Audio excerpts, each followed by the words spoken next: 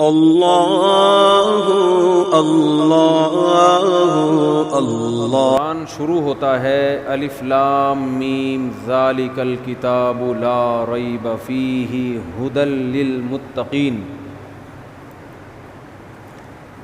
یہ جو رمضان ہے اس کو قرآن کے ساتھ بہت مناسبت ہے، یہ ایک دوسرے کے دوست ہیں۔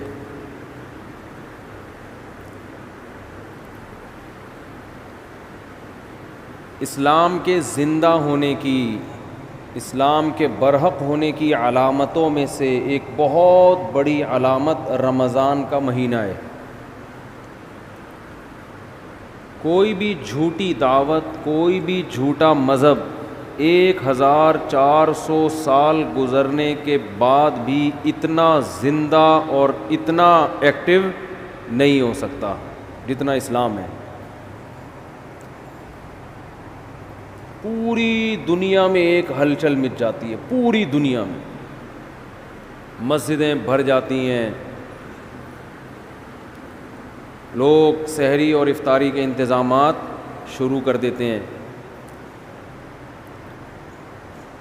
اور اللہ نے جو کتاب اپنے حبیب صلی اللہ علیہ وسلم پر نازل فرمائی اور یہ بتایا کہ یہ آخری کتاب ہے اور اس کی حفاظت میں خود کروں گا، تو اس کی حفاظت کرنے کے جو اللہ نے انتظامات کیے، ان انتظامات میں سے ایک انتظام تراویح کی نماز تھی۔ یہ وہ نماز ہے جو دوسرے مذاہب میں، آسمانی مذہبوں میں ہمیں نہیں ملتی، یہ وہ نماز ہے۔ اگر یہ تراویح کی نماز یہودیوں کے پاس ہوتی تو ان سے تورات ضائع بولیں نہ ہوتی، تورات ضائع نہ ہوتی۔ جب موسیٰ علیہ السلام پہ تورات نازل ہوئی تھی، اسی وقت لوگ نماز میں اس کی تلاوت شروع کر دیتے اور پوری کتاب ختم کرتے جیسے ہم کرتے ہیں، تو اتنے لاکھوں اس کے حافظ پیدا ہو جاتے اور پڑھتے پڑھتے پڑھتے پڑھتے وہ آج اسی طرح ہوتی جیسے حضرت موسیٰ پر نازل ہوئی تھی۔ اگر موسیٰ علیہ السلام کو تراویح ملتی رمضان کی تو آج تورات ہمارے پاس اصل شکل میں موجود ہوتی۔ اگر عیسیٰ علیہ السلام کو یہ تراویح کی نماز ملتی تو آج انجیل اصل شکل میں موجود ہوتی۔ انجیل کے اتنے حافظ، موٹیویشن ملتی ہے نا۔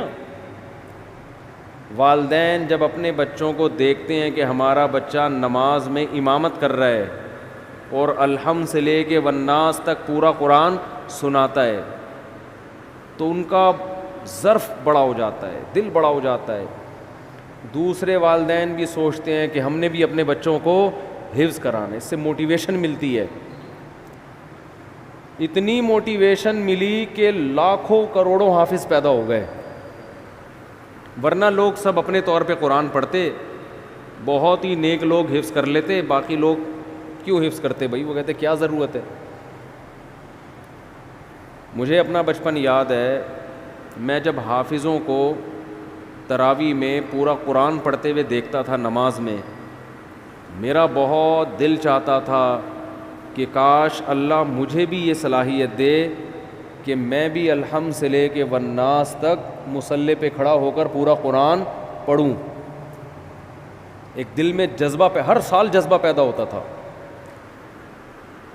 اب بچپن میں تو ہم اسکول کالج میں پڑھے، ہمیں کہاں ٹائم ہی نہیں ملا، لیکن جب ادھر کو آئے نا تو پھر بڑی عمر میں میں نے حفظ کیا، اور بڑی تمنا تھی پڑھائی کے دوران حفظ کرتے کرتے بالآخر جب پہلی مرتبہ میں نے قرآن سنایا ہے تو پوری رات بیٹھ کے میں یاد کرتا تھا، پوری رات۔ بہت مشکل تھی نا، کچا تھا، سنایا صحیح تھا۔ جیسے مجھے یہ موٹیویشن ملی اور بھی مسلمانوں کو یہ موٹیویشن ملتی ہے۔ تو پچھلی کتابیں جو تھیں، چونکہ ان شریعتوں کو اللہ نے ختم کرنا تھا، اللہ کو پتہ تھا کہ یہ ایک خاص وقت کے لوگوں کے لیے ہے. زمانہ چینج ہوگا تو اس حساب سے اللہ کا جو آسمانی مذہب ہے اس کے احکام بھی آہستہ آہستہ چینج ہوں گے زمانے کے لحاظ سے.